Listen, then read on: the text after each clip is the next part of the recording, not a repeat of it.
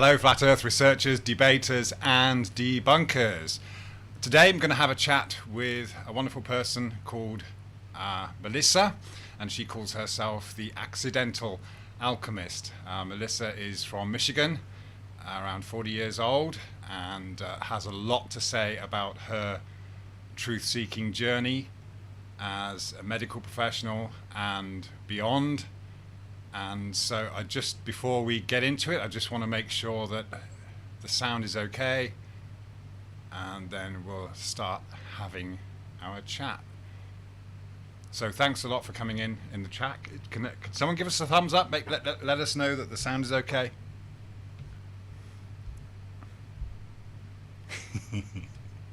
Give it a second there. All right. So yeah, I got in touch with Melissa after seeing some of her videos. You'll see the links in the descriptions, and she's got so much to tell from her own life story. So I think what we'll do is okay, I got a thumbs up from there. All right. Okay, let's switch over. Hello, Melissa. Hello. Thanks for coming along. You're in Michigan, so it's about 8 o'clock in the morning for you, right? Yes. Okay. A little bit of a cloudy day today. Right, so as I said, we met just online. I sought you out, and I saw that your channel was full of some really good advice, and you've got a really interesting story to tell about your truth-seeking journey. You're a mother who's had to deal with a child that was born with disabilities, and so you've seen and experienced a lot more hardship maybe than others, and in many ways that's been a kind of awakening from an early age for you, right? So just give us an introduction, tell us about yourself, and I'll shut up and you can do most of the talking. You'll have to keep me in the rails, okay? Yeah.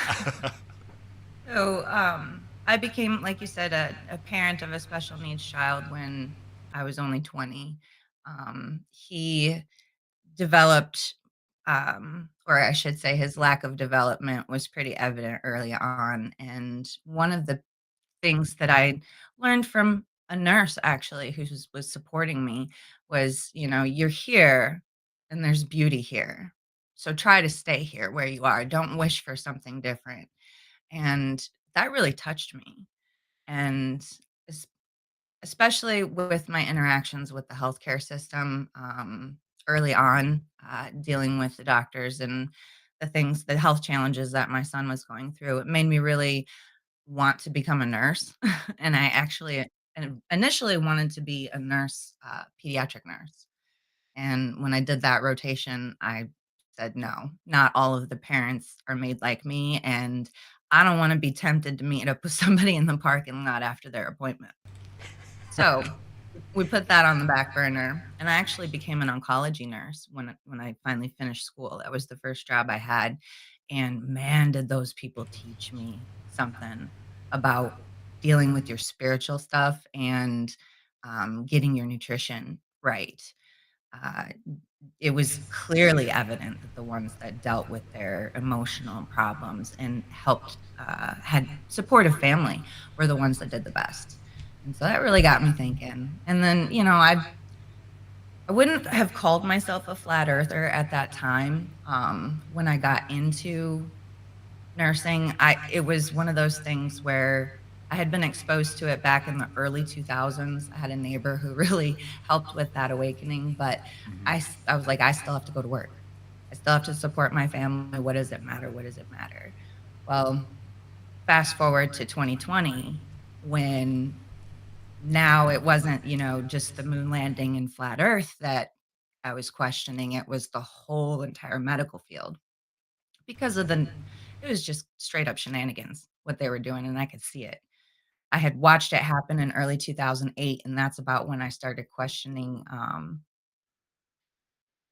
in regular injections for things, and Right. Yeah, Trying to yeah. find a way to tiptoe around that. So I had already been on this path, but the nonsense that ensued and what I watched happen to people, with and mind you, I had already been dabbling in energy work for since 2015 because I was Uh-huh. trying to find ways to help my son deal with his pain, Right. that didn't involve surgery or more medications. Because being a nurse, I had watched many people get rods in their back, and then their spine literally disintegrates right off the side of those Right. rods. It's horrible. Yeah, just can you just give us a bit more background on the disability that your son has? And this is 20 odd years ago now, right? So he's grown up now. Yeah, he's 21, and Okay. we just started a new path with him too. He was born with cerebral palsy. Cerebral So palsy, right? funny. um, it was caused by a virus, they say, that I got when I was pregnant. It's called cytomegalovirus. So I'm not sure how I feel about all of that. I honestly 100% believe that he was born in the body he was born in because he had his own assignment, and it really was intertwined with mine, basically. Yeah, I mean that's the amazing thing about you and your kind of positive attitude here towards all this that you've really turned it around, and I think that's what's your outlook is really important um, at this time as well. So, and it's something that's obviously you've nurtured over the past 20 odd years at least. Yeah. So um, basically, you saw that your son was, or doctors were wanted to do surgery and put metal rods in his back and things like that, but Mhm. you were against that. You just didn't feel it was the right thing to do, right? You saw other ways to relieve his pain, and I suppose deal with your own suffering, as it were, as someone who was having to care for a disabled son, which I'm sure is going to be traumatic, whatever kind of outlook you have. But so there is adversity to overcome there for sure, right? Yeah, and most of it goes back to mindset. It's all about the story you tell yourself. Uh huh. So if you're in the "this happened to me and it's not fair" mentality, you're gonna have one experience, and if you step into the other side, like I said early on when that first nurse, she handed me a poem, and it was about, you thought you planned a vacation to Italy and you ended up in Holland or, some podunk country town, Mm-hmm. and it doesn't seem like there's anything good there until you start looking. So, Mm. while people who end up as caregivers didn't necessarily see themselves heading for that destination, you're here now, and it's a gift. And so I was able to find the gift in it. And it, like I said, it really awakened my desire to learn about alternative healing. We're required to take 24 hours of continuing education credits. And for the last 3 or 4 rounds, I've been doing holistic and integrative courses. Anything that's out there. Right. Yeah. So I mean, you've got a plethora of things you do, so or have acquired, and yeah, it would be great to get into that. The different techniques and things that you use. But it would be great to just kind of cover a bit more of your awakening journey. So yeah, as you were dealing with that with your son, and so you basically resisted all those attempts for doctors and so on to do those medical procedures. So um, you've you found your own techniques for um, fixing fixing your son's pain, and your own, I suppose, as well. Yeah. Yeah, definitely the suffering from, sleepless nights and things like that. I definitely noticed right away because at the time that I started dabbling in, we'll just call it laying on of hands.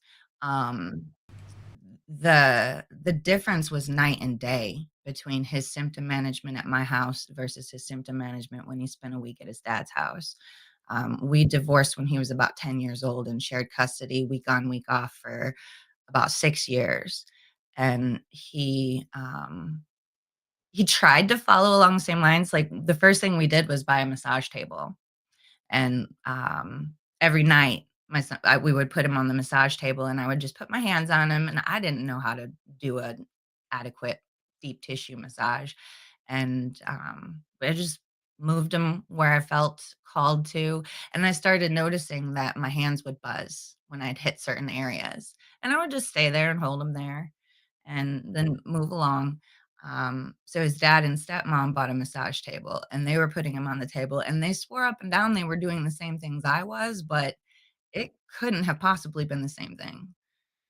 Okay. So they were, I mean, he had had a couple of hospitalizations for uncontrolled pain. Eventually, we ended up putting him on a hospice for uncontrolled pain and tried every pain medication under the sun, only to find out that he is extremely sensitive to all of that stuff and suffered some of the worst side effects, including hallucinations and didn't sleep for 3 whole days, things that were unusual. Wow. So, Yeah. that was again a big, big sign reflecting back from the world that this kid doesn't need more drugs, definitely doesn't need more surgery. Um, So yeah, so you. Yeah, they eventually gave up custody, and I've had him, solely with me, and we have actually the admitting diagnosis for hospice, I just wanna, throw this out there, was respiratory failure, and at the time, he was on breathing treatments multiple times a day, including, a long-acting inhaled steroid, and since I've had him and been working with him with my techniques, he's off all of his asthma medicines now, and he Oh. only uses oxygen a couple times a week. Oh, fantastic. Yeah. Yeah. So, tell me it doesn't work. Well, this is it. You've had your own experiences, and you've realized through that that you are a a caregiver. You are here to heal, and you found that a lot of that is down to, as you were saying earlier on, your attitude, right? The mindset, rather than being a victim. And I think this is also something that is really important about what you're doing. The work you're doing is well, you have what you call an alchemist's decree, don't you? Um, Tell us about that. So I began taking metaphysical courses probably around 2018. Read a lot of books, and one of the things that's really prevalent in the spiritual community is talk about manifestation, right? So I was raised in a religious home, and so prayer was, it was something I was accustomed to. Ask God for what you want. And right away when Derek was born, I realized that he was born perfect just like I was and everybody else was. So what does it serve me to ask for him to be different? But it's more important for me to align myself with the strength needed to carry that burden, if you want to call it a burden. I think it's an assignment. That's the way I prefer to look at it anyway. Well, So it started shifting from an outside, or a prayer to an outside higher power, and the decree is more of a way to speak to the power within you. And there's 3 major parts, and the first is declare who you are. You are God incarnate. The spark of God is in you. If you've ever seen someone who is no longer living, you can tell there is no life in them. And that right there is what I'm talking about. So you need to speak to that part of yourself, give gratitude for what your challenge is or what you would like to ease about your experience at this time, and then declare it to be different. And so when I developed the alchemist decree, it was actually a way for me to speak to my body and try to work through a healing process that I was facing. Um, I don't know if you want me to get into that right now, but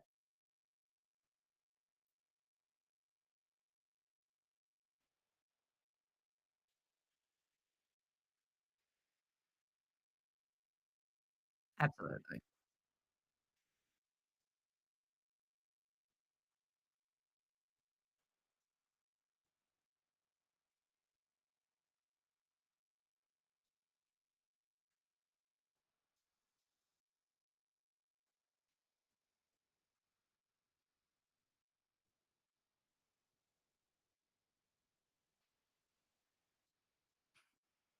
So I did develop the decree out as I was working through the healing process when after I found a lump in my breast. And this goes back to 2022. It was right around eclipse season early that year, April, and I found a lump. And right away, having been an oncology nurse, I was like, yeah, no, we're not going to stab, cut, and poison. Um, I didn't want any uh, testing done either, unless it was non-invasive. So, right away, Right. I knew I was on my own and I had to figure it out.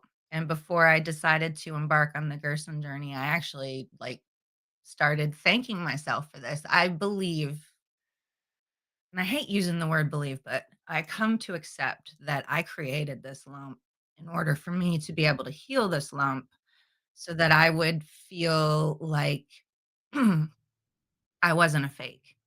A lot of people out there, I think, understand what it's like to feel like an imposter. And so I'd been working with energy. I've actually healed a lot of stuff in my own body as well as helped my son work through this. But for some reason, I still had to call up this lump so that I could walk through that process. And it was through that that I developed the decree. Um, and it uh, it has evolved the more information I've been exposed to. So at the very end, I throw in a lot of stuff that addresses my own personal fears. Like there's one part where I talk about, oh, it's escaping me now. I don't know if you want me to say it out loud or Yeah.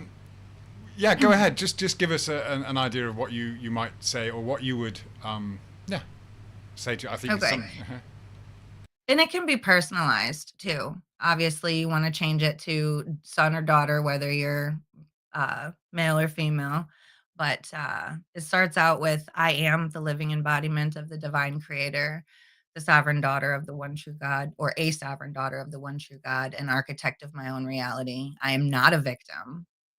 I am 100% responsible for any and all dis-ease I am experiencing in this lifetime, and I'm so grateful that I have been able to walk this path." And so this is where you would kind of insert your story, and make it personal to you. Um, and this can be done in meditation, sometimes even active meditation is good when the thoughts are starting to weigh you down. Um, Yeah, it's probably a good idea to catch yourself as well, isn't it? When you're having those negative thoughts, when you're kind of blaming outside situations for our dis-ease. But I think what you're talking about is the build up to that was you've done the Gerson therapy as well. So you've done a lot of soul searching. You've tried the dietary approach, uh, and you've over time formulated this holistic approach, right? To yeah. mending yourself mentally, physically, finding that balance between the two, and and you've obviously approached it in a very what would be an extremely different outlook than you would often get with the mainstream in terms Oh, of yeah. seeking medical help or intervention, right? Mhm. Absolutely, and I think that I wouldn't even have considered it if I hadn't seen everything I've seen, you know, going Yeah. from working in the hospital to working in home care, like, I've seen all aspects, and, one thing I can say is I have never met anyone who felt better after back surgery than they did before, even if they would Really? describe themselves as in complete misery before, it's worse after, Wow. hands down, and that might be anecdotal, but it's definitely what I've seen. Well, Yeah, you were sorry. When I was going to ask you what is exactly is oncology. That's what you were doing for 14 years, right, as a nurse. So, No, no, the first 2 years. okay, sorry. It's a worked on a cancer floor in the hospital. Okay, It was cancer patients that we treated. wow. So you're seeing people probably at the last stages, early stages, or the whole gamut. The whole gamut, right from diagnosis to coming in. So And and of course, in the acute care setting, it's short term usually. okay, so were these, in your experience, were people being fast tracked to chemical interventions? Absolutely. Yep. And I've had to work through some personal feelings on that too because I participated in that, but they were seeking it out also. So that's kinda where I'm at with that. Uh, and the beautiful thing is once I got into home care, this is home care means I go out into my community and see people in their homes that are not necessarily able to get out to the doctor's office on their own power. So they're needing support and education. So we bring the therapy in and stuff too. So in home care, I one of my very first people that I helped take care of was a breast cancer patient who was using essential oils and grounding and diet to treat her cancer alongside of the chemical treatments that she was getting from her doctor. And that was so nice to see. It was And kind so of that was quite rare, was it, to see that? Yeah. it used to be, it's not anymore. It's actually really common. And you Okay, wouldn't so believe how many people are like, "My doctor won't tell me anything about it." Every time I try to talk to them, they shut me down. Well, I'm here to tell you, if you live in the United States, there's actually a law that says your doctor cannot give you any information about a treatment that does not involve surgery, medications, or, um, radiation. hmm, So, you won't find it at your doctor's office. right. So yeah, this is it. People really have to seek it out. But you're saying basically more people now are becoming aware of alternatives. Well, Mhm. yeah, I don't like to use the word alternatives. I would say the proper way, the natural way to look after it.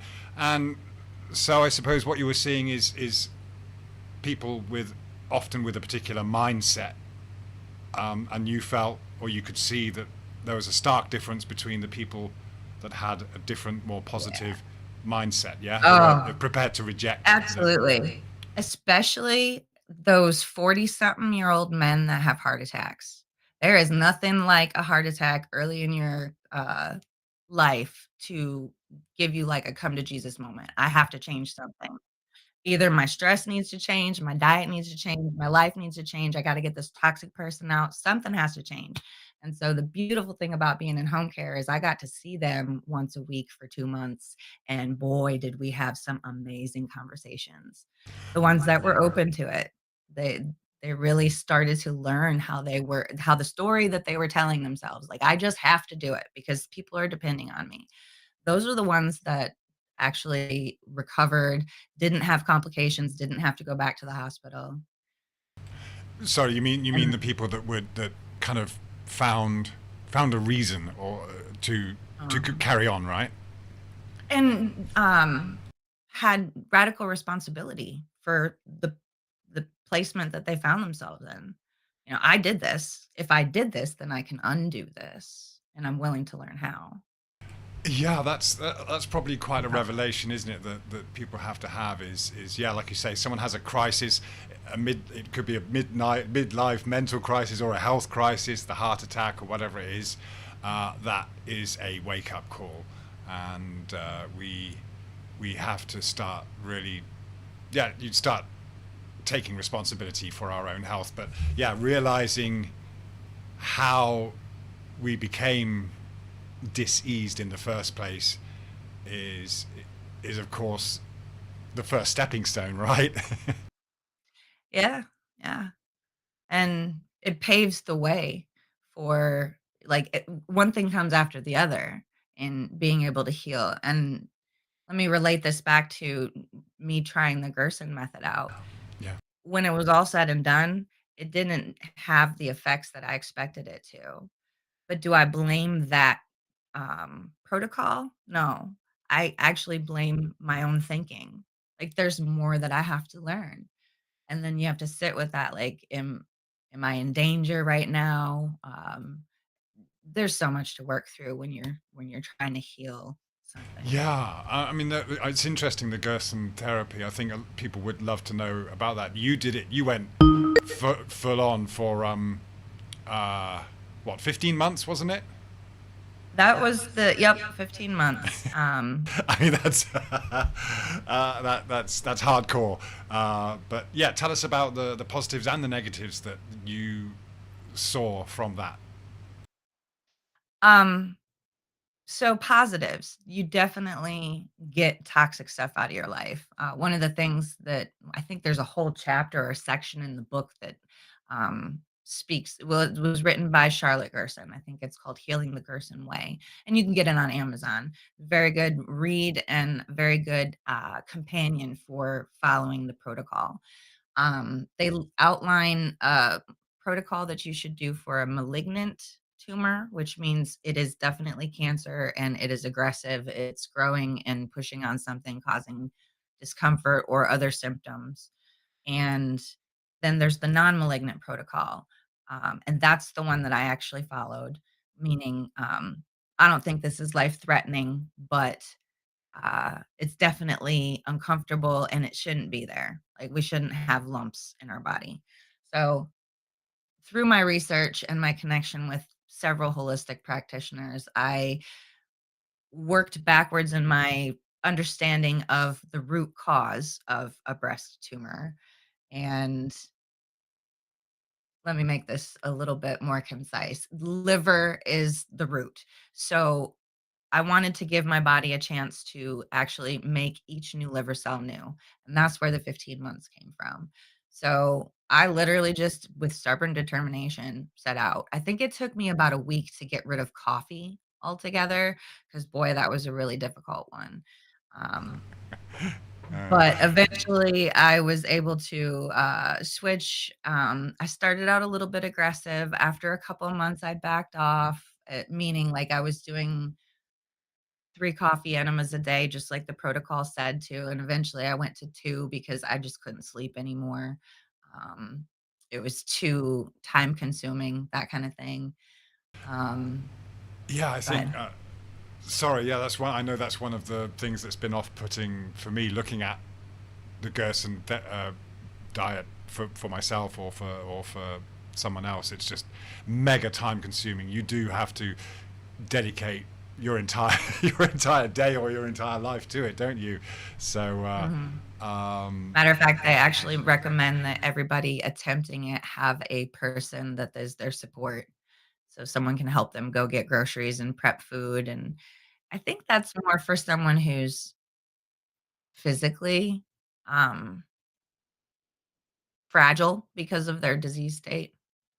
But, even someone who was still working pretty much full time and did it. Thankfully, I was working from home at the time, but, like, it was a crazy 15 months. I probably could have stopped after 6, honestly, and had just as much, um, positive improvement. right. Um So, we were talking earlier about it, and I think you were saying that you kind of your health was maybe slightly deteriorating because you were taking it too far, but you'd set your mind on 15 months, so you were going to do it. Um, I was gonna give myself a new liver, and I stopped right before my birthday, so it was kind of or right after, it was my gift to myself, a new liver. oh, okay, Um, cool.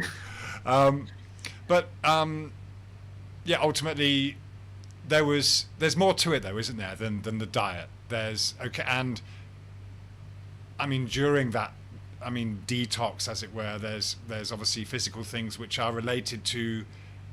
Uh, am I right in saying maybe trauma, mental suffering, things that we've suppressed?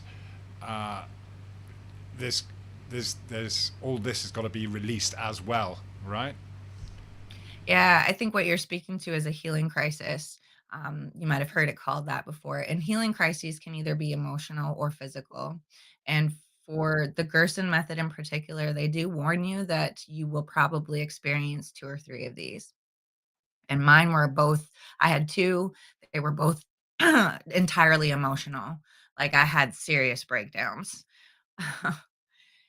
Not okay, that came out wrong. Not breakdowns like I stopped showing up for work and stayed in bed all day for weeks. No, I had to have really deep conversations with myself about my values.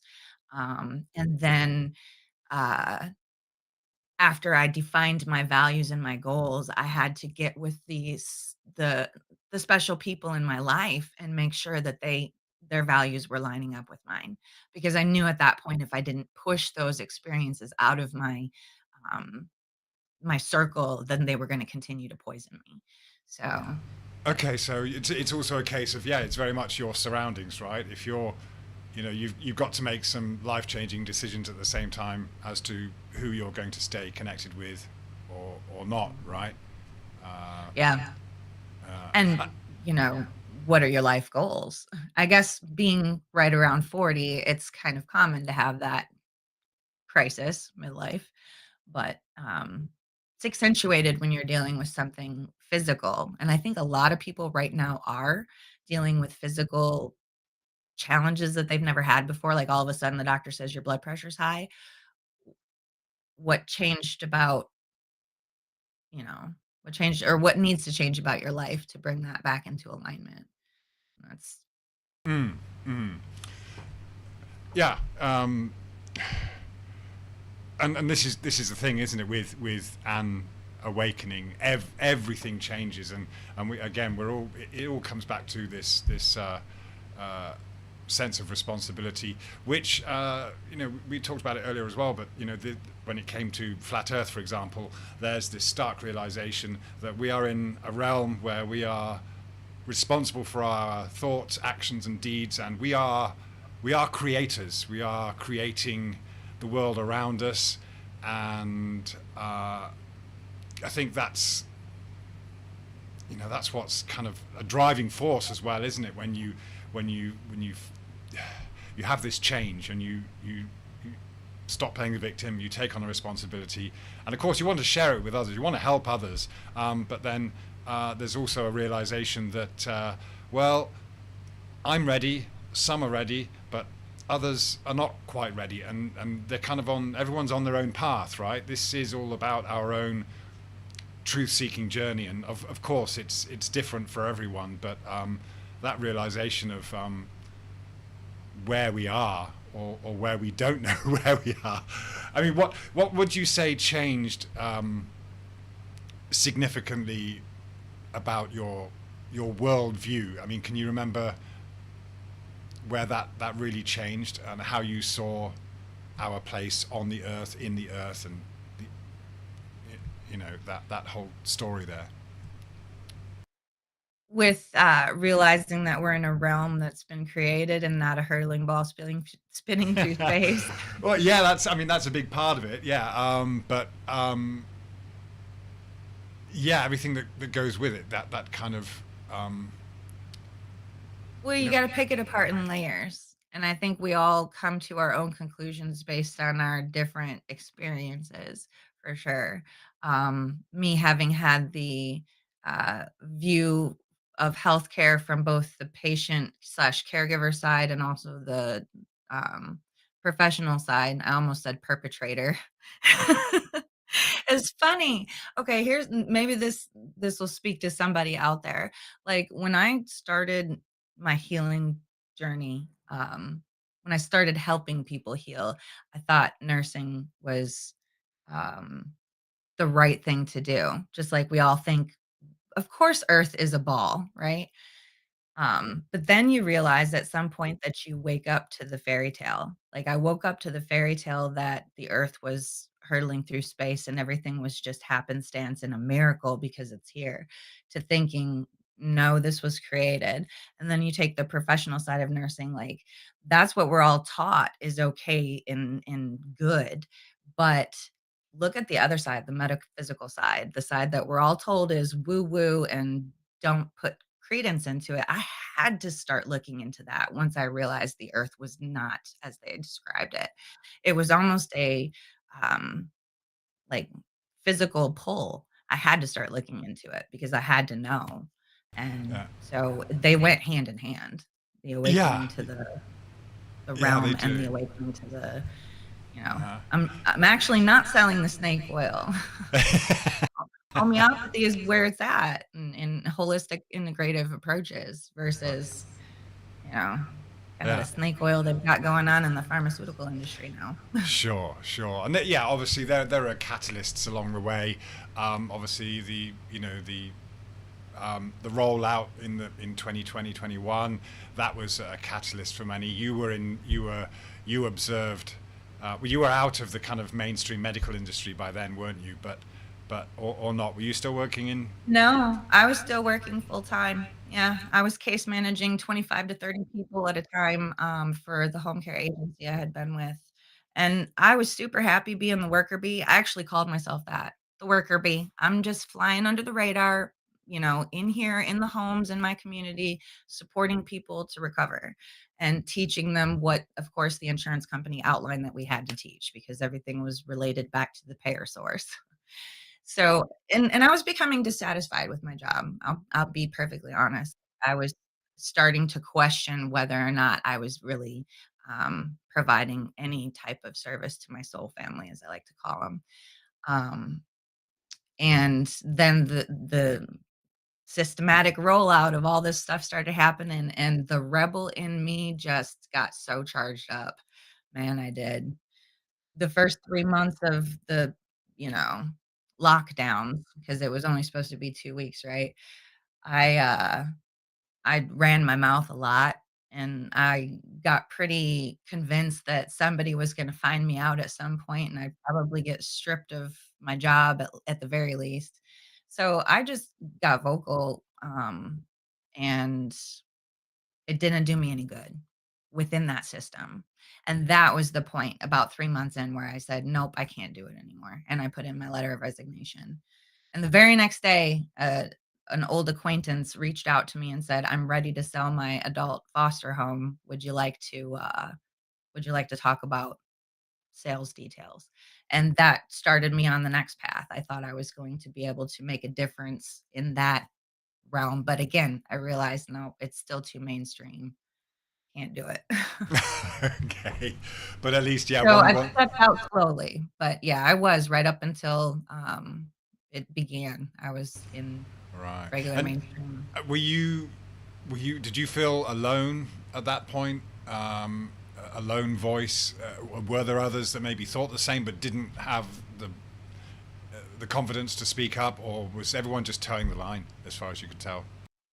It was a mixed bag, to be perfectly honest, 'cause and even now it's a mixed bag. I think because it's been so long, I mean, god, 5 years now, the ones that are still working in the hospital and the clinics pushing the mainstream stuff, they're all in. They're covered up till here, they can't see, what we see.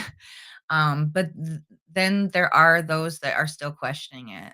Like, I have on a regular basis conversations with other healthcare providers, that just say, "Yeah, we don't know. We're going along with it." That's what I see a lot, is a lot of people are going along to get along.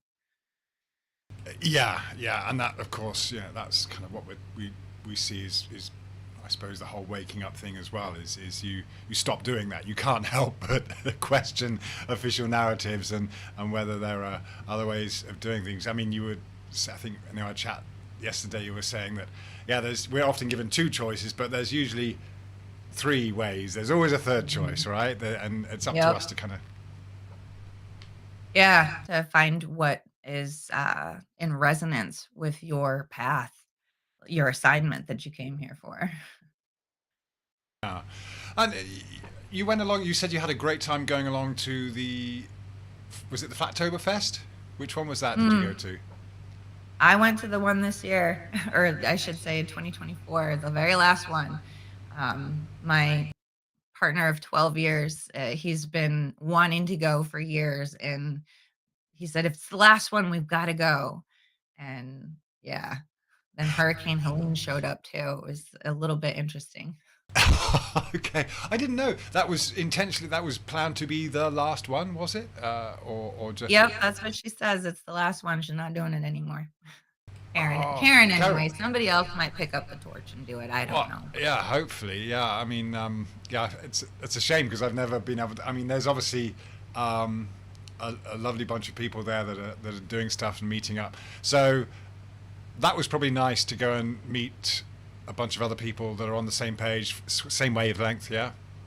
Mhm. Yeah, and because I'm so in tune with my energy, when he first started mentioning it, I started throwing my energy out there, like, "Is this something I need to participate in, or should I just put him on a plane and say, 'Have fun?'" Um, and I kept getting this bounce back energy of, "Something's gonna happen." I can't tell you what, it's gonna depend on your integration of the experience, whether it's beneficial or not. And as we can see in the aftermath, obviously, a hurricane came through, destroyed the venue. We literally camped on the lawn, the back lawn of the Hampton Inn for 3 days. It took us we ended up driving 1,500 miles to get there rather than the 750 it should have been because of crazy, detours we had to take.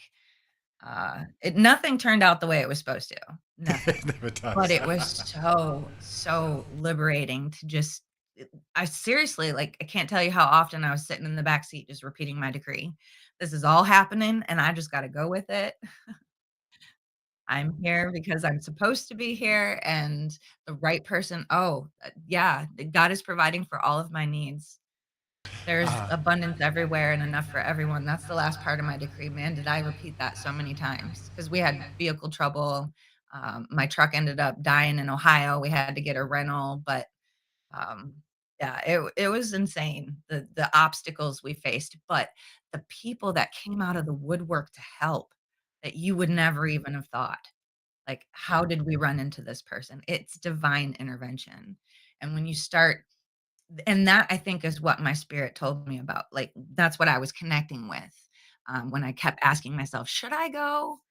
And then, of course, as the weather's rolling in, all of our family's like, "Y'all are crazy. Why are you still going?" Well, because I haven't had a vacation in 4 years.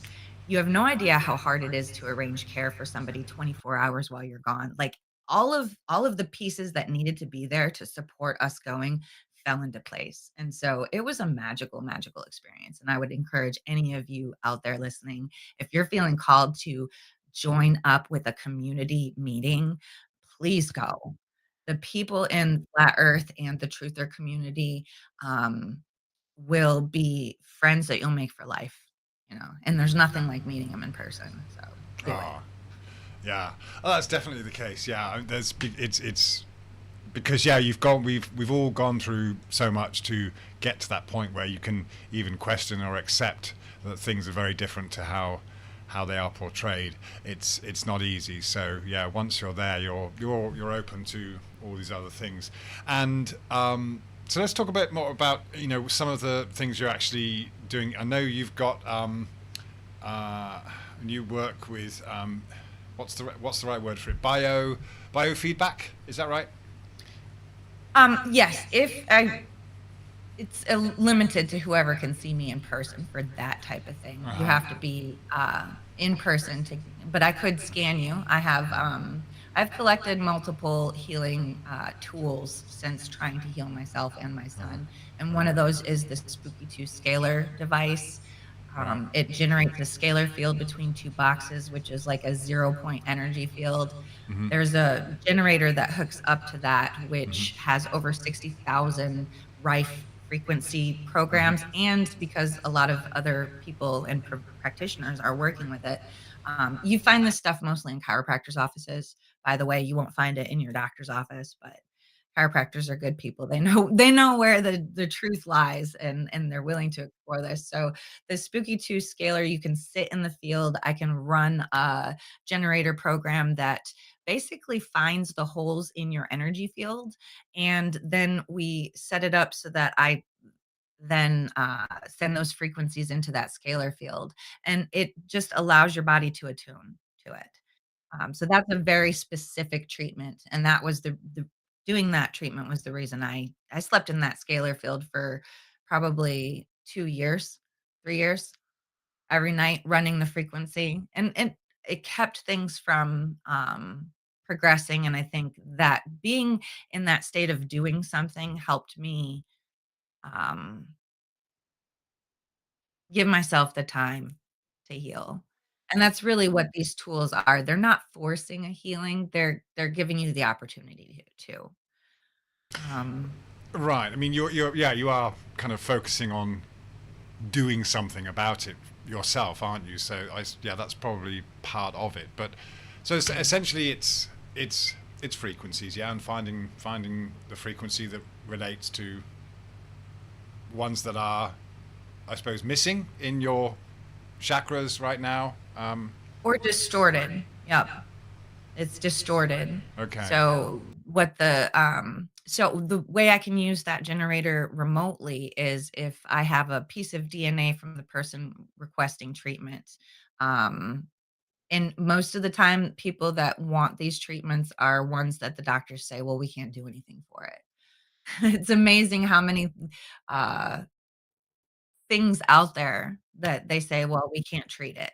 So that's when people start coming for alternative treatments, and so I can take a fingernail clipping and put it in a transmitter, and that makes it so that the generator can find you personally in the quantum field. So then I can do a treatment remotely in that way, but we wouldn't necessarily have the biofeedback. You would come to me and say, "I have these symptoms," and we treat the symptoms. I don't work when I do energy work with people, it's completely in the private and it has nothing to do with diagnoses, medications, or other treatments that your doctor will give you.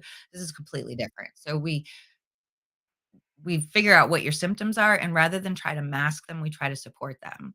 And so that's where the generator comes in, where it can support you with the frequencies that are in resonance with the perfect vessel, because we're all self-healing, right? So these frequencies are delivered to your biofield, your energy field, and it allows you to align with that. Just like a tuning fork struck and placed next to another one, it will start to vibrate in resonance. And a stronger coherent field will always entrain a weaker incoherent field. So this is one way to gently pull your energy body back into alignment, but it doesn't address the mind stuff. And that's where I've gone deeper over the years and said, there's more layers to this. We can't just do frequency. We need to do some spiritual counseling too. Yeah, yeah, that's a really important point, I think, and that all goes along with the Gerson therapy as well, isn't it? You know, you're doing these physical things, whether it's the diet and using these tools, biofeedback tools, and I think you've got some other ones as well, haven't you? But yeah, it's about the mind. So, what would you say is the biggest or most common, I suppose, what could we say, mind block that we have to kind of get over in order to kind of start healing the heart, healing the mind? Is there a general Yeah. thing that is a blockage for most people? That it happened to you. Victim. Being in the shadow of the victim. Why did this Okay. happen to me? It's unfair. I'm being punished. That's the biggest hurdle to get over. Realizing that the experience is here because it was called in by your thoughts. The minute you take a thought and you put it in your heart and you just ruminate on it, that's when it's going to express outwardly in your field. So realizing that maybe it's not my fault I got into the car accident or I had this particular heart attack or whatever, or accidents are easy to relate this to. It's not your fault you had the accident. It's not my fault I had the kid with special needs. There's nothing I did to deserve that. But it is what I do with those thoughts and how I hold them in my heart that is going to determine the outward expression of my experience. And so that's the biggest hurdle for people to get over. And I can flat out say, if you don't have that mentality that I can take radical responsibility for this and do something about it, you are at the mercy of, you know, whether or not modern medicine can like suppress your symptoms to the point where you can maybe live a little bit longer. Um, so if you don't have that mentality, don't even bother trying natural medicine. It's kind of Uh, uh, Yeah. I guess maybe natural things like this Iteracare wand that I have. This is one of my most used tools, and this can actually be done virtually as well, through a video connection, or even just the intention from me to the person that I'm working with. But this tool right here, I guess, I mean, when I'm working as a caregiver, I have to I'm relating this back to my son. I have to scan his body, try to figure out what his needs are, and even if I can't fix it, I can try to provide something for him to resonate. But the whole time, I kid you not, the whole time I'm telling him, "You're doing a great job, kid. Whatever this is, if it's a gas bubble or a spasm we're trying to work through, you're doing great." So just that's a really important thing too to remember is that you have to keep telling yourself, Right. being your own cheerleader.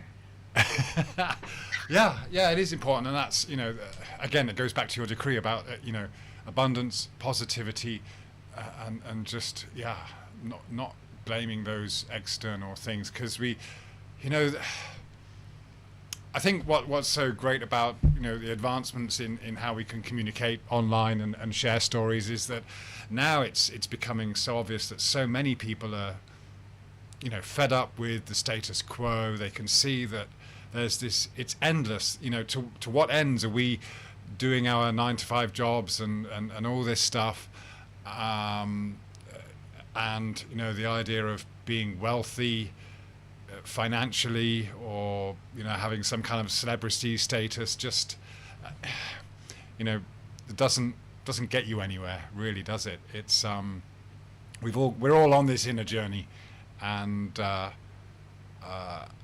changing the way we look at it, and taking on that responsibility is where it's at. I was gonna what about prayer, the power of prayer? uh, There's been whole books written on it. What do you wanna know? well, would you say it works, or does the recipient have to be uh, accepting it as well?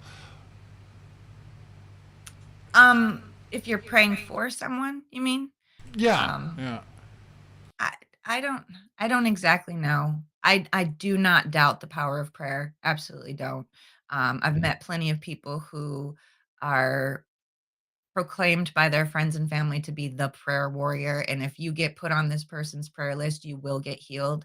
I think it almost has more to do with the person receiving the prayer believing that it's working. Right, right. But I also see prayer as a way to hold space for people. So Uh-huh. that's a really good thing to do, Uh-huh. when you're wanting someone to get better, is to just hold the intention Uh-huh. and kind of create the container. And if people need to reach to religion and prayer in order to do that, that's okay. You're trusting in the power of your prayer to hold this healing container around the person.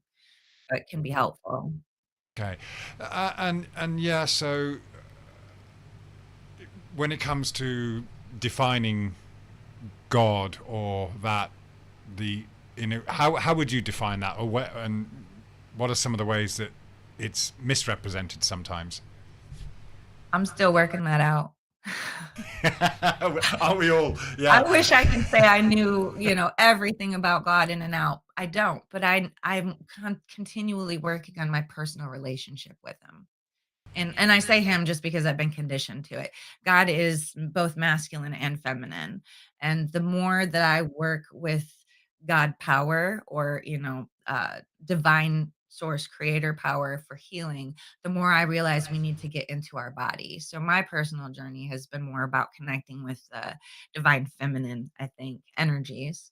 And everybody can do this their own way too. I mean, you can be a super powerful prayer warrior and not ever explore what I'm exploring, and still, lead a fulfilling life or walk with God.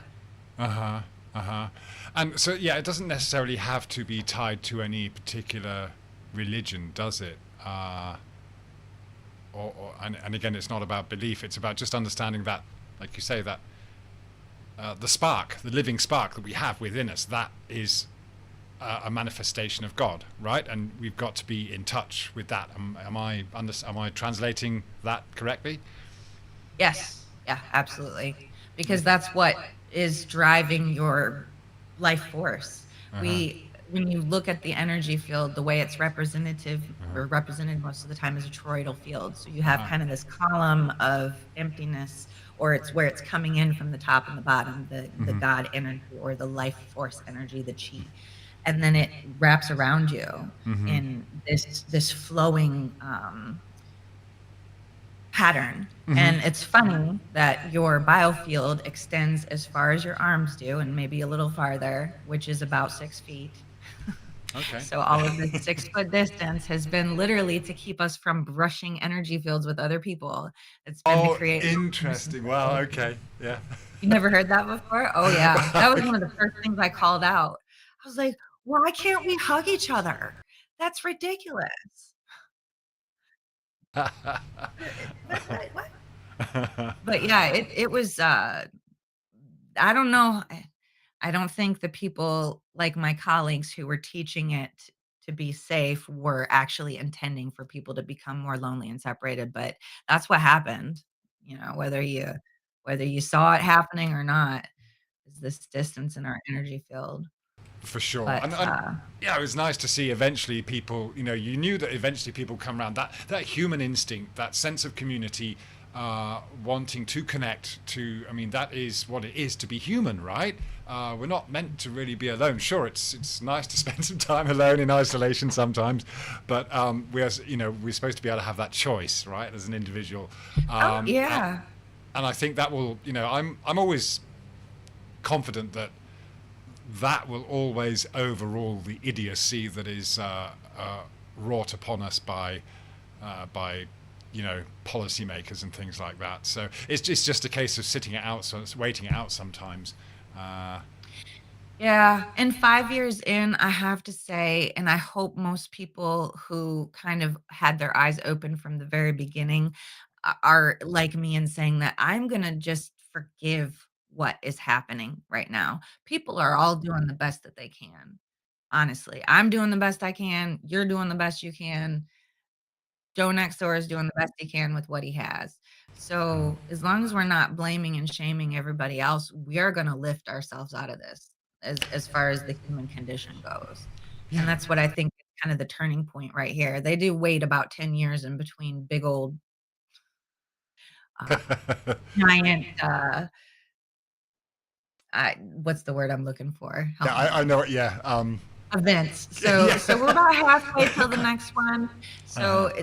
people, it's time to start saying, it's Mhm. all right that you're where you're at. I'm not going to try to force you anymore. I'm just going to go deep with this with myself. I'm going to surround myself with the community that I know is already kind of thinking the same way, and we're just going to do this thing.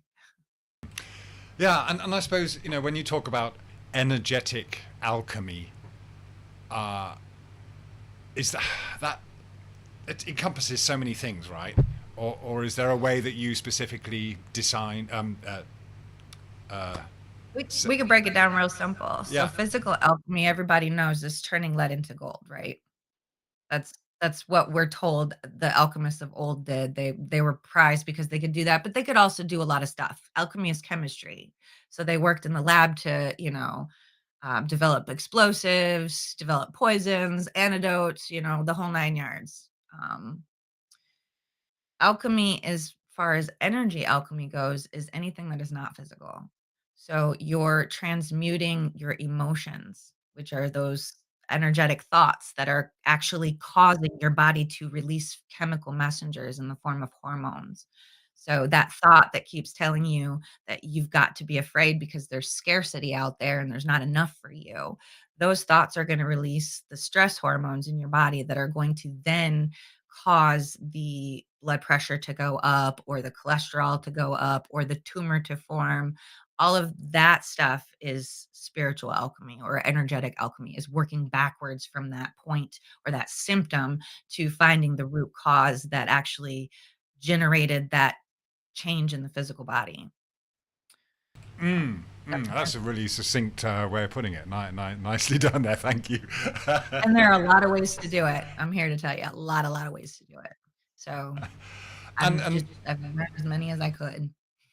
and there's always going to be something unique for there's no one size fits all, right? It's all, this is the whole thing, isn't it? There's every situation is unique, and again, that's what we've been kind of gotten used to, is that okay, I've got this and it's called that, take a pill, whereas it's always something deeper than that, and it's going to be something that only the individual can work out by themselves a lot of the time, right? Yeah, and hopefully with somebody holding space for you or being that witness for you. Um, my mom has a person in her life that she calls her accountability partner. And so we can all have somebody like that. I think that's a great way to look at it. It's a best friend who's always going to hold the mirror up to you and say, is it really that way? Or maybe that's just the story that you're feeling right now. Let's look at it a little closer. So we can all, develop a close relationship. And hopefully that's your partner. For a lot of us, that is, that they can hold the mirror up and help you do the work. Yeah, I think when it comes to if people talk about soul, what's it called? Soul Contract. partners, soul, yeah, soulmates or soul partners. Yeah, it's not always going to be necessarily a blissful, wonderful experience with that person. Often it's going to challenge you, and that soul partner is the one that really pushes your buttons and makes you think about things, and brings the bad stuff to the surface, so it can be expunged. I mean, and you don't necessarily have to have just one in life, right? You could have several kind of soul partners or mates that are doing these different jobs to elevate us if we will allow it. Mhm. I love the way you put that too, to elevate us. Because when you're in the moment of being triggered, it doesn't feel like that. But yeah, there's all kinds of people in our life that are gonna poke us. It's not just your partner, it's that one family member that always starts a fight at Thanksgiving, or it's the one kid that's always challenging you. That was me. Why? Why? Why? And if you didn't tell me why, it didn't make sense, I was gonna do it anyway and learn why I probably shouldn't have done that. Yeah. Well, I mean, yeah, I've got teenage kids at the moment, and there's things that they are going through that that they're not going to feel the same way forever. But there's nothing I could say or do that would make them think about things rationally. It's they're involved in maybe some very emotional things at the moment, and Mhm. it's just, yeah, I've got to look back and remember, well, I wasn't going to listen to anyone. I thought I was right, and it took a few years to realize. But I think the one thing was that, yeah, if you're that rebellious type, if someone's pushing you, you push back, or you just yeah, it's like sometimes it's just better to let things ride out, rather than trying to force an issue, right? Yep. Push back or break off, but, you were saying that when your kids are challenging you and it's just, it's nothing 20 years isn't gonna fix, they'll see it different when they're on the other side of it. The one thing you can do, though, is give them a hug. That's true. Yeah, yeah, Yeah, yeah, yeah, and so yeah. that's the energy alchemy. You can't fix it, you can't make it better, you cannot in this moment make them see it different, but you can hold the space that they will. So that's one thing to every parent out there that's being challenged by their kid. Please don't ever stop hugging your kid. Please don't ever stop telling them you love them and good night. Those things right there will just quickly flush everything down the toilet. That's really important. It is really important to remember, because when they are young, of course, there's a lot of hugging and stuff, and that gets less and less, especially when they grow up. Start to have their own ideas about the world. Yeah, Yeah. yeah, of course, and they're allowed to, of course, right? But yeah, that's Yeah. If I'm allowed to, you're allowed to. So, yeah. But I think you're right. It's easy to forget those, because you're if you're trying to fulfill that role, and I know there's times where I have to be strategic, and I think that's okay, because obviously you're trying to teach them lessons that will hope they can get them through future scenarios. I think if you I would just say, if you just let things go too much and they're allowed to get away, they're always testing boundaries, and we always do with people we meet anyway. So, yeah, establishing boundaries is important, and I think that's probably true in families, but also in the relationships. And as you were talking about earlier on with the people that surround you, if they're going to be a negative influence on you, then you do need to set boundaries. That would also be part of a healing process, would you say? Absolutely. Yep. Even being able people struggle sometimes just defining what their boundary is, they don't know, and so that's where it's really helpful to work with somebody who has experience and, um, just helping you talk through things. That's one of the reasons why I love the tarot so much is because we can just kind of uh throw out a spread and be able to identify the blocks, the challenges, the assets, and maybe the big lessons that you're learning right now. And I'll just get the conversation started with somebody and then they can kind of say, oh, yeah, and find themselves in that story. Right. Okay. Yeah. It's a case of raising those issues and yeah creating that self awareness, right? Bringing those things up so they can, yeah. So you often you work with people on a one to one basis.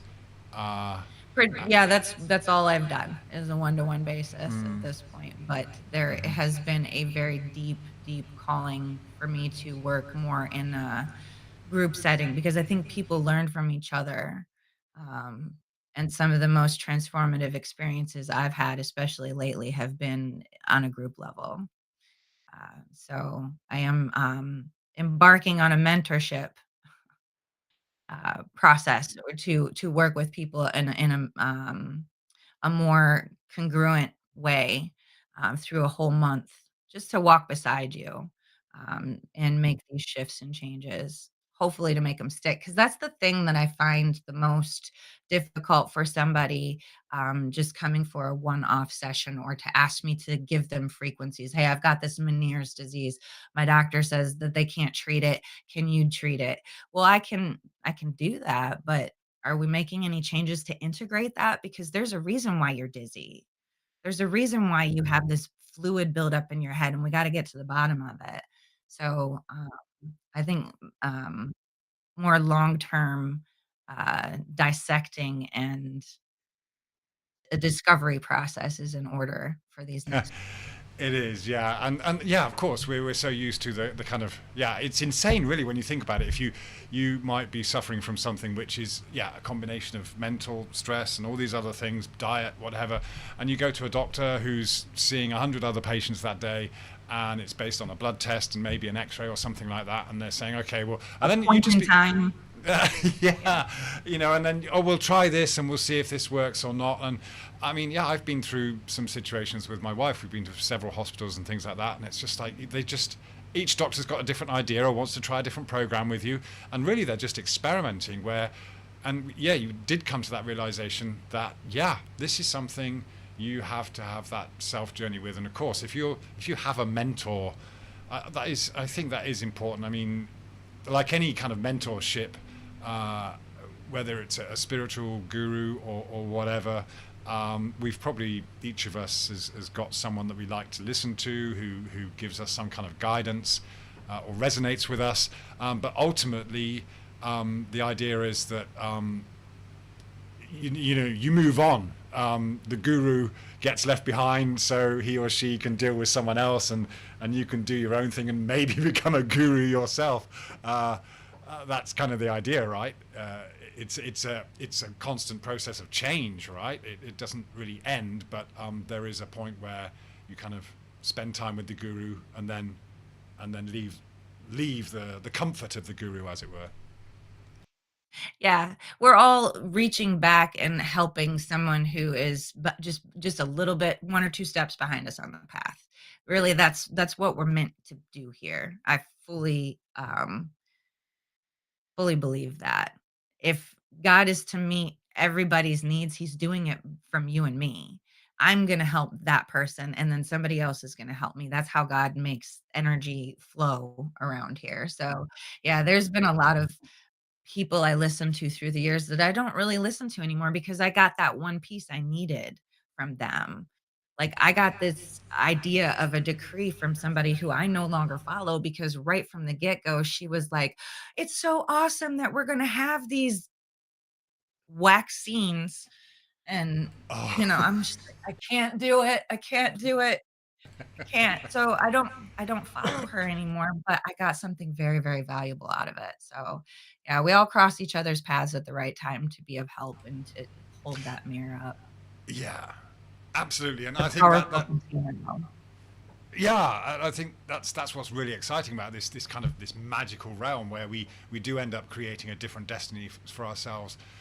Yeah, there's a bit of push and there's that self motivation, but there's also a lot of letting go, trusting whatever plans the universal God has for you, and going with it, and accepting those things as whether it's just getting to the Flattoberfest or whatever, accepting that these things are designed to bring people into your life, and that's that's such a much it's a much nicer way to look at life and appreciate life, I suppose, when Mhm, situations arise, so that people can be brought into your life a lot of the time.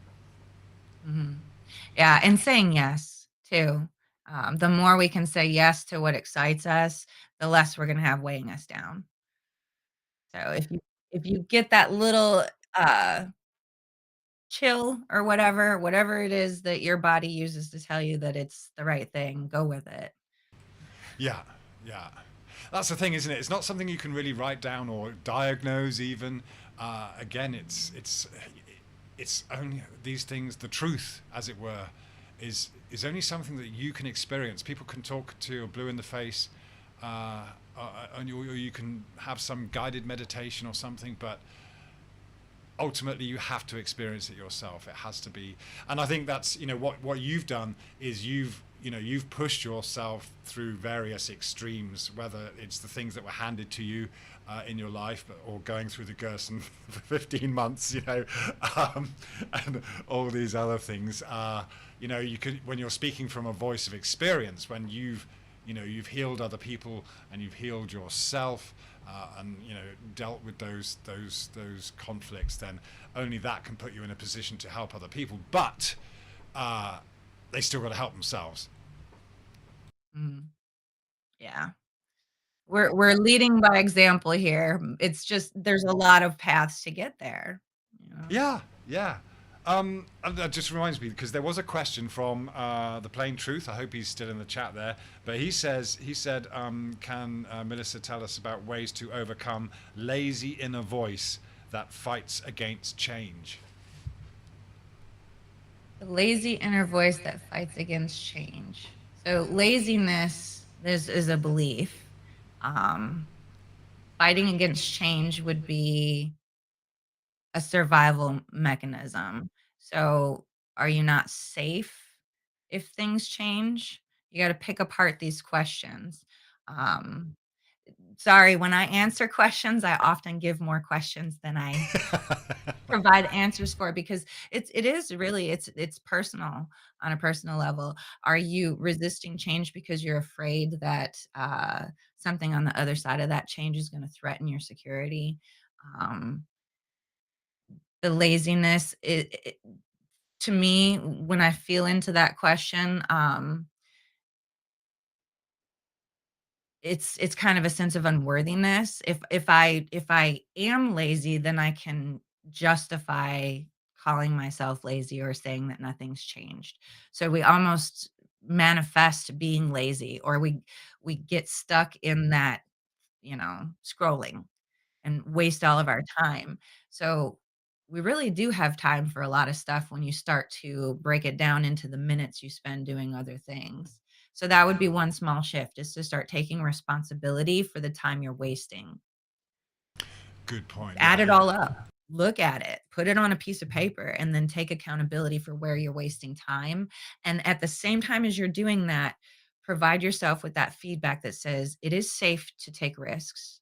It is safe to make a mistake. It is safe to change my mind. It is safe to go out there and walk my path, even if it's means I have to change jobs or I have to change, the people I hang out with, or my routine. That's a big one. People get so stuck in their routines, they don't want to change anything. And that little shift right there might be enough to go back and like obliterate just completely obliterate that procrastination bone that you have. And you don't even have to work for to that end so much as you just have to shift the belief. And all of a sudden you're going to wake up and you're going to go, I'm not procrastinating anymore. I said I was going to get this to-do list done and damn it, everything is checked off. And you know, Yeah, it's yeah, it's a lot of moving pieces, but that's the alchemy behind it. That's the energy alchemy. yeah, yeah. You just reminded me of Jordan Peterson. You know, tidy your room. Start there. Yeah, but you're right. You're right. It is. It's those small. It starts with those small things. Just yeah, that idea of taking responsibility. It kind of sounds kind of obvious, but like I say, even just getting to that point where you're writing down a list is is going to be avoided by someone who wants to Yeah, procrastinate. because we call it work, and work carries a negative connotation. Nobody wants to do work. Yeah, but you said something wonderful to me yesterday, which was about that kind of. We're talking about stickability, and I mentioned that I can't always stick things through or go through to the bitter end. But you said something about I'm not looking. I'm looking at it the wrong way because I'm not looking at the what's going to be better in the long run. Do you remember how you worded it? I'm trying to. The stubborn determination, to stick something through it, Because you know that oh. the end result is going to be worth it, and Oh, when you're trying to stick with something, how to frame that in your mind, your yeah, why. Your reason why has to be in alignment with what you're gaining from doing this thing, instead of what you're losing by changing that yes, yeah, I approach. love that. So, Yeah, yeah, if your why is in alignment with what you're gaining, you will never struggle to stick with, quitting coffee or going for a walk every day.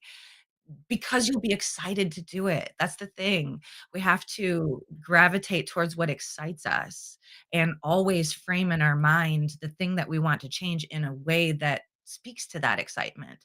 Because if you frame it into what you're losing and what you don't get to do anymore, that right there is pulling your energy down. It's dragging absolutely. you Yeah, away from your goal. yeah, yeah, yeah. And that is again, that's the kind of victim mentality, isn't it? Woe is me, I'm going to miss that. Life won't be the same without it. But we're actually, what you're saying is, yeah, you just got to look at how much better your life is going to be without that addiction or crutch or whatever it is that you know you should kind of give up. Right, yeah, or you've been feeling called to give it up for a while, it's a lot of people put off change because it's work.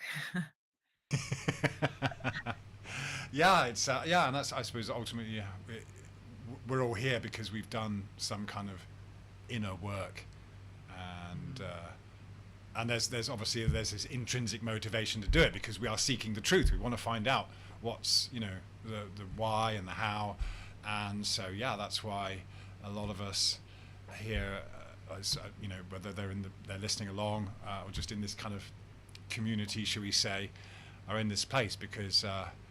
Um, and I would say a lot of people that are on a kind of truth seeking journey have probably had to deal with some kind of trauma and overcome it. Um, um, and would you say, as a rule, that pretty much everyone is dealing with some kind of trauma that's holding them back in life? Absolutely, absolutely. And we all accepted our assignments.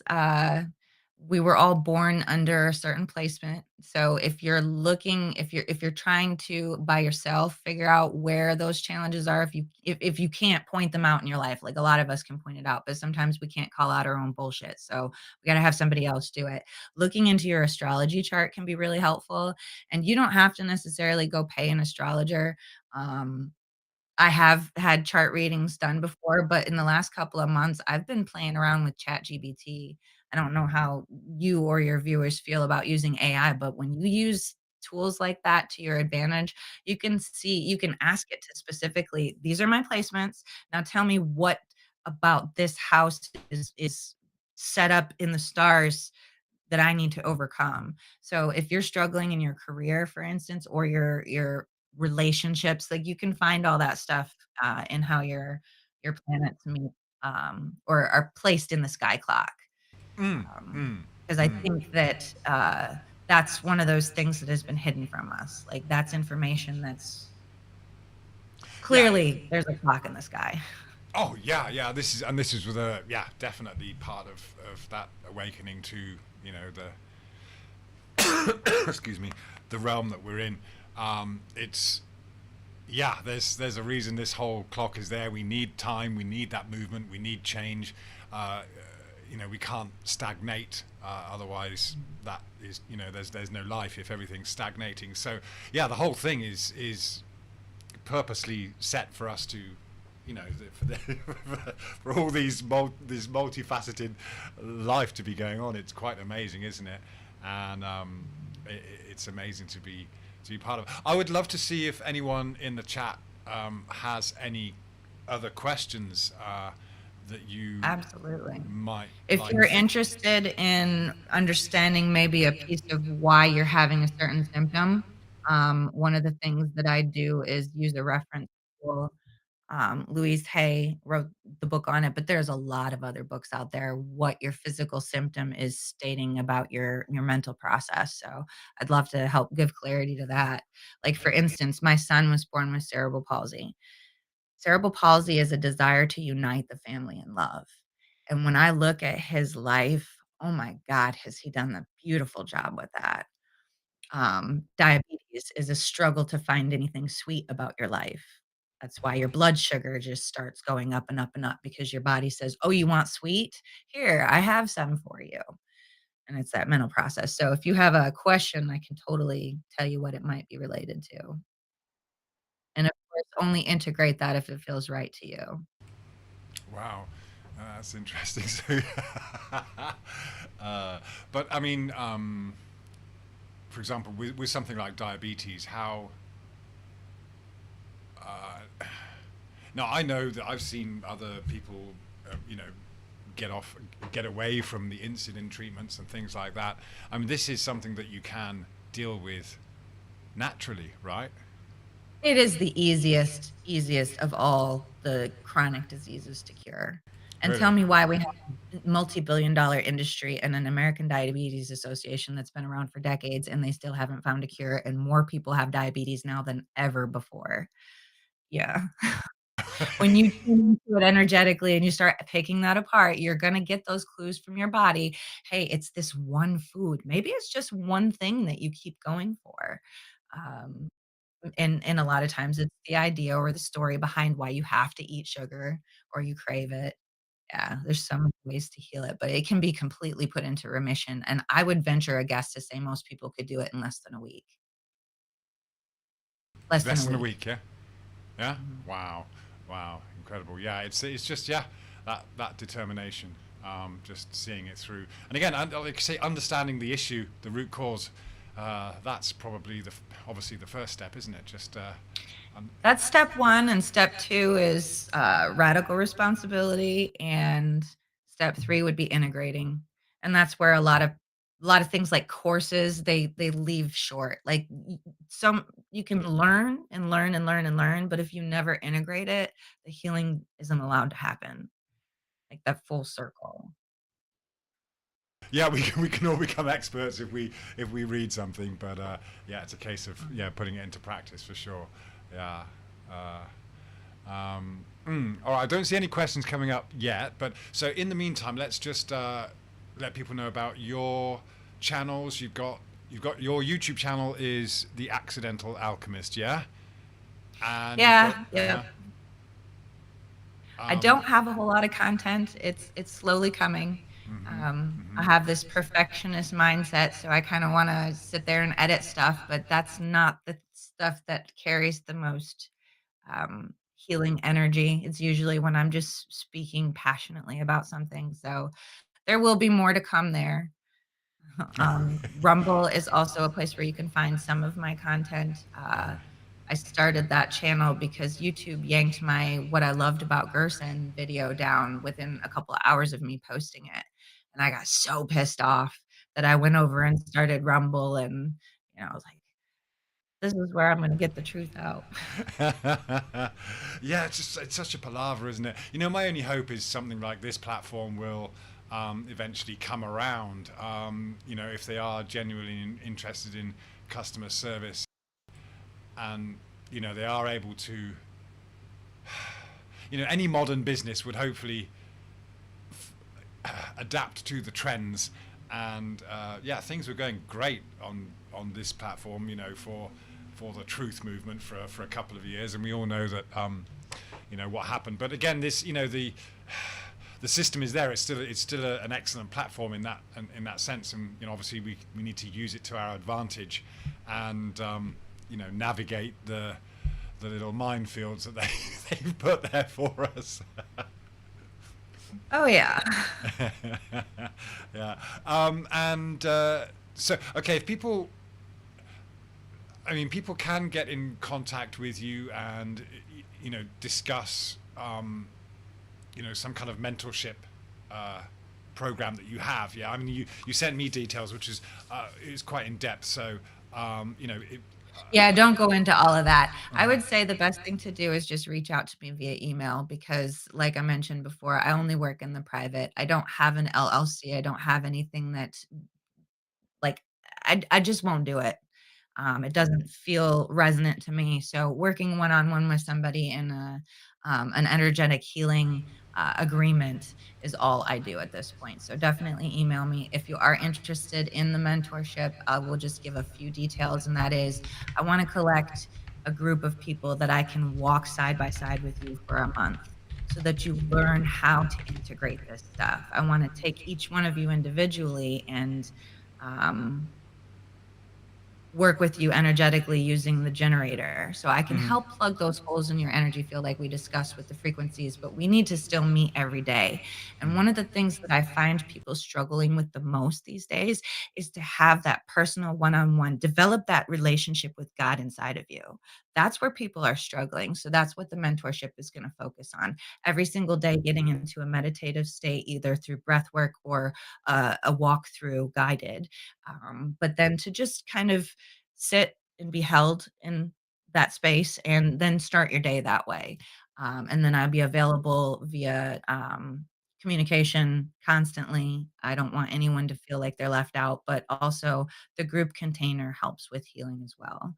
And so I'm looking for people who are struggling with their nurturer archetype at this point, the other caregivers out there, because that's my soul family, you guys. If you're struggling to care for someone or you find yourself all of a sudden being a caregiver and you don't know how it happened and you're feeling guilty or alone or um, ashamed, or you're struggling with your own health, because man, does that happen. Over I think it's over 50% of the nurses that go disabled is because they injure their back and they have to quit working early, it's because 'cause you're carrying too much. Like, don't be Wow. a statistic. So if you're suffering as a caregiver personally, that's who I'm speaking to. You're my soul family. So, that will be my mission in the next year or over the next year or so. Because I don't know if I'll be doing this forever. Trust me, I just wanna take all my stuff and go hide in the hills and be a gypsy and let the world work this out. Yeah, yeah, the hills are calling you. Yeah, yeah, that's where I want to be too. But Yeah. yeah, I But think while that. I'm still here, that's some of the people I need to walk with. So reach out by email, and that's how you get things Okay, started. yeah, I just put it into the chat there, and people can. Um, I do have a question. People are asking: is there a cost? Is there a monthly subscription? Is that something you want to go Yep, into? and Or we'll talk about the investment when we chat on the email. I don't right, wanna necessarily put that out there because right. people value things differently, so it's kinda hard to, convey the value of it. But there are a lot of different price points I can meet you on if that's the concern, definitely, and philanthropy is very important to me, so built into every cohort or session, there will be scholarship opportunity. Yeah, I mean, this is it. I mean, everyone, we all have to make a living, and all of us make a living from our experience. And I found over the last several years now, I very rarely actually kind of demand a fee. if someone comes to me and they need something, and they know that they're going to take up some of my time and my skills and experience to do it, then they'll say, okay, can I give you this much for it? Or can, it's a return favor or whatever it is. I mean, and I love working that way. It's like there's no, yeah, and every situation is different. And yeah, each little, job, yeah, I think people jive with that. And time is money. And so is, experience. And yeah, again, it comes down to, how much you value these things. If you value your life and you want to improve it, then it's kind of priceless, really, isn't it? It's difficult to put a price on these things. It is really difficult to put a price on. Absolutely. Yeah, I can definitely put a price tag on each individual service, but can you put a price tag on integrating all of that information and like living it? You can't. Like, I can tell you how much I spend every month on Gerson produce and coffee and, like, a juicer. I could tell you how much I spend on all of that, but what you gain on the other side of that is, you can't put a price tag on it. And I can give you all the information for free, but until we sit down together and integrate it, there's no value to it. So I will gladly all day long answer questions. That's free always. Like, I love to nerd out about energy healing and energy work. Like, that to me should be what I focus on my channel, I think. Which is why I was so geeked to be invited to talk with you because it's really the passion for me is just getting the information out there. But the value that I offer when you work one-on-one with me or in a group setting is the being able to integrate it, making it make sense to you. Hmm. Because if it doesn't make sense, yeah.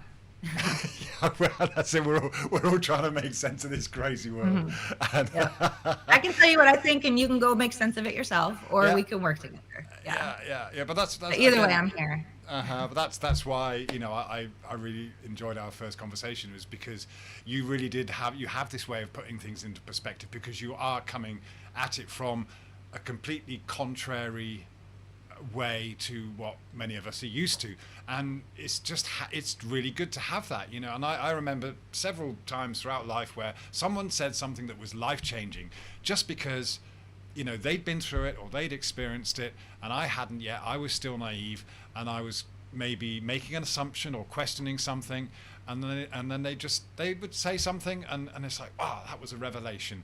And that's what Mhm. we need Golden sometimes. nugget. Yeah, all those nuggets, yeah.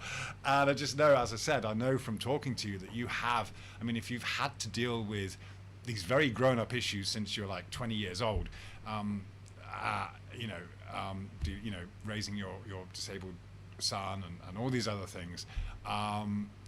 Again, for example, I enjoy the experience and the maturity that comes from people that have been through something, even if it's something that was really, even if they were an alcoholic or something, or a drug addict, and they came through it and they became a better person.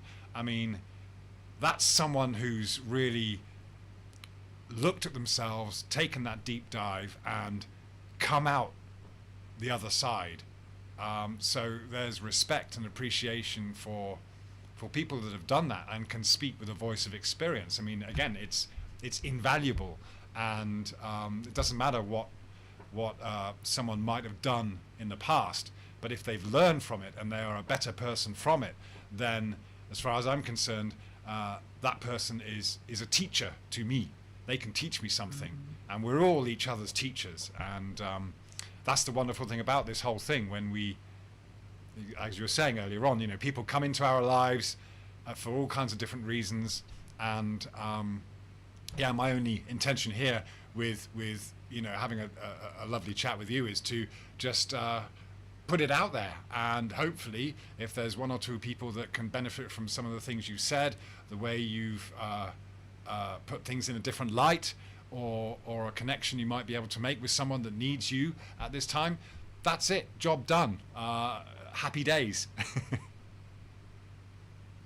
Absolutely. So yeah, okay. I'll tell you what, we'll probably wrap it up there unless there's anything else you wanted to add. I've put your email in there, and it's in the description, and there's links to your YouTube and everything. Have you got anything to wrap it up with? I don't know. Didn't think about it. Okay. Yeah. Well, that's. Yeah. Sorry, I'm just seeing a comment there. Graham9 says, "Surprised Nick didn't like me asking about costs. This is a." No problem. Well, here, let me say another thing about cost then. Yeah. As someone who has spent tens and tens of thousands of dollars on my own healing journey and my child's healing journey, Mm-hmm. I have the more I spend on something, the more value I get out of it. Right. And I don't does that make sense? Yes, Like absolutely. if you get a nugget for free, Mm-hmm. that's great. Mm-hmm. But you have to be able to do something with that. Right. And it's just been seriously from my own personal experience that if I pay $10 for a healing session versus $100 for a healing session, just from the moment that I book that appointment with the $100 healer, it's a sign to the universe that I am investing in this. Absolutely. I've taken lots of courses. I've taken courses that cost $10 and I almost put zero effort into them. And then I've taken courses that cost $1,500. And that's when I actually invest myself. I mean, I Absolutely. think Yeah. most of us, if we're honest, we're going to say, yeah, I'm going to do the work if I paid $1,500 for it versus do the work if I got this free 5-day challenge that somebody put out there. Cause I've done a lot of those too, a lot of the free challenges. Hmm. So, All right. Cool. yeah. Mm, So it's yeah. not a matter of liking or not liking. It's just pointing out that middle path. You know, there's your story, there's my story, and there's the truth.